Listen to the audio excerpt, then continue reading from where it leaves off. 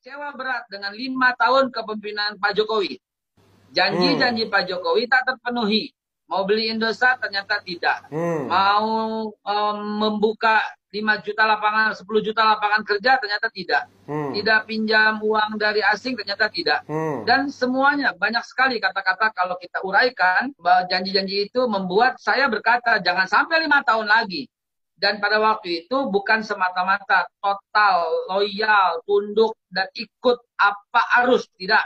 Kami melihat pada waktu itu siapapun yang memiliki kekuatan untuk tidak lagi memilih Pak Jokowi, kita dukung. Kerja kita memang selalu bicara pemilu kan. Pertanyaan saya yang to the point langsung. Babe ada jagoan nggak untuk 2024? Silakan. Tunjuk satu nama, Be. Tunjuk satu nama. Nggak boleh banyak nama, Be. Karena elaborasi, boleh nggak saya mengelaborasi dulu sebentar? Silakan. Elaborasi dulu. Tapi harus dijawab. Elaborasi saya adalah siapapun yang berdiri nanti 2024, seseorang yang bersih dari kepentingan rezim sekarang. Ya, terus apalagi, Be? Oke, dan kemudian tidak ada lagi ejawantah kelanjutan, ya, estafet dari orang yang dipercaya oleh Pak Jokowi dan tim. Jangan sampai orang itu, siapapun orangnya.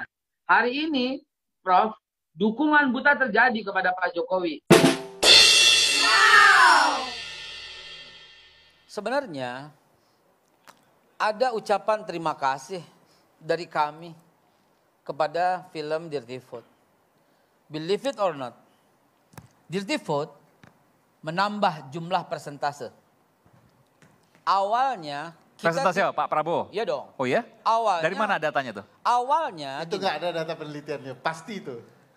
Nggak, beliau kan dari tadi berasumsi terus-terusan. Saya pakai data kan sudah jelaskan datanya, Be. Oke, beliau kan ada kecurigaan. Yang pertama, bahwa angka Ganjar tidak mungkin segitu karena partainya lebih tinggi.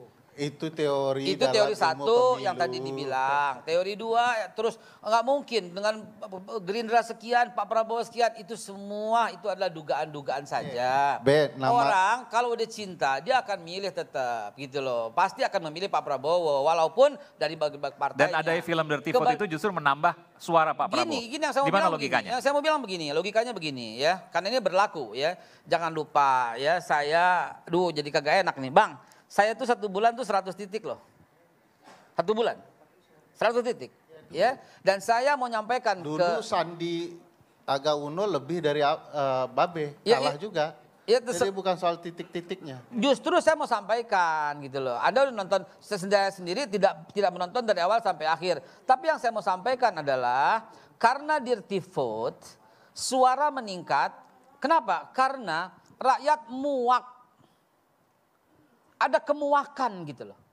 Lalu saya bertanya kepada mereka, muak. Sehingga semakin ditekan, semakin dicurigai, semakin dihina, semakin dicaci, justru makan gue bela.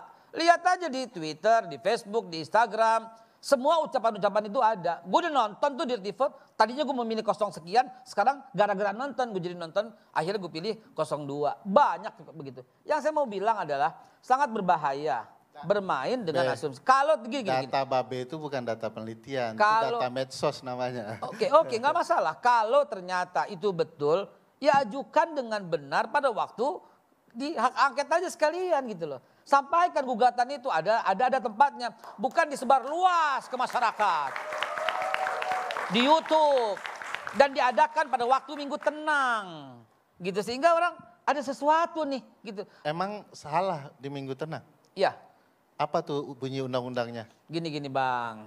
Sudahlah, tidak usah berdebat kusir. 75 hari Abang bicara kampanye kepada publik, kami tidak boleh hanya 1 hari di Minggu tenang untuk didengarkan baik-baik. Kan aneh.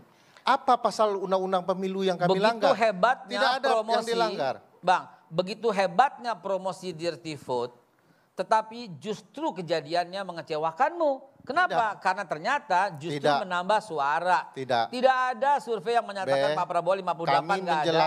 Ada 52 maksimum, 52,5, 53 maksimum. Begitu keluar di Dirty beng, bertambah 6%. Itu penelitian kami. Babe karena nggak nonton sih. Di film sudah dijelaskan, penelitian kami mengungkap hasil pemilu ini menurut rancang bangun Pak Presiden Jokowi dengan berbagai kecurangan dan penempatan kecurangan itu akan terjadi 1 putaran dan akan berlangsung 50% lebih. Jadi film itu terbukti.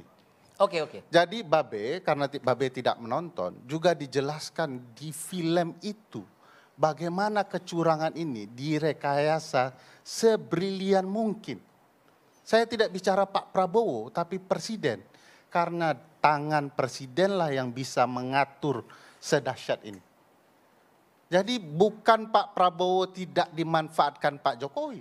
Saya yakin ada potensial dimanfaatkan. Tetapi angka Pak Prabowo sudah bisa kami yakini tidak sebesar itu. Kalau Babe mengatakan gara-gara film Dirty Food salah satunya ya, meningkat, itu bohong karena tidak ada data. Tapi kami bisa buktikan gara-gara konvers tim 02 maka yang nonton film Dirty Food ini melejit.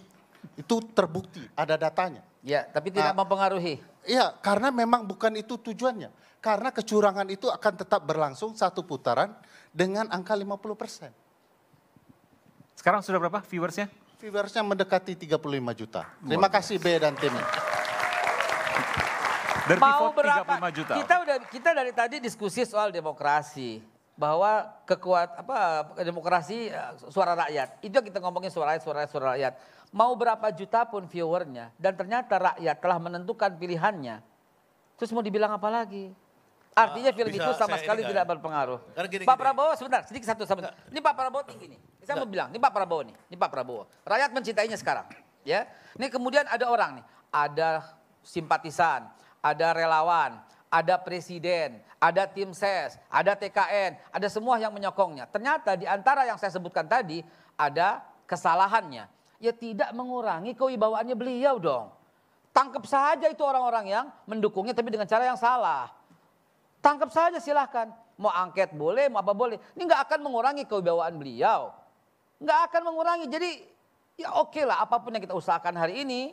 Sekali lagi, dirty vote maupun dirty hand, kata Pak Rocky, maupun dirty mind. Ujung-ujungnya adalah rakyat telah memutuskan pilihannya dan terbanyak telah memutuskan kepada Pak Prabowo. Itu yang kita garis bawahi.